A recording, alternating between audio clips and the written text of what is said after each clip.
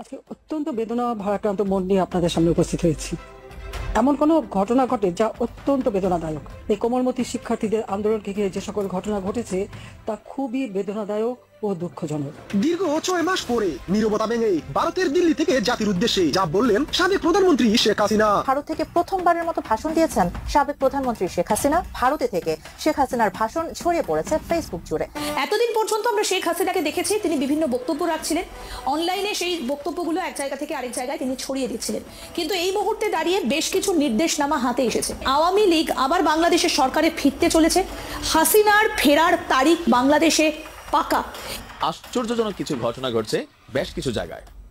বিশেষ করে এখনো বাংলাদেশে কিছু কিছু জায়গায় নির্বাচন হচ্ছে, আর সেই নির্বাচনে আওয়ামী লীগের জয় জয়কার হচ্ছে, এমনকি বিপরীতে বিএনপির ভরাডুবি হচ্ছে।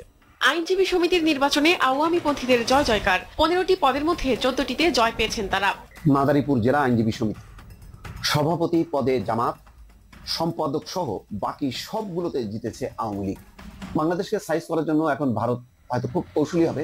চীন ইস্যুতে মার্কিন প্রশাসনের চাপে পড়তে পারে ঢাকা। শেখ হাসিনা সরকারের পতনের পেছনে চক্রান্তে জড়িত ছিল দেশীয় ও আন্তর্জাতিক শক্তি। সুপরিকল্পিতভাবে ক্ষমতা থেকে সরানো হয়েছে শেখ হাসিনা সরকারকে।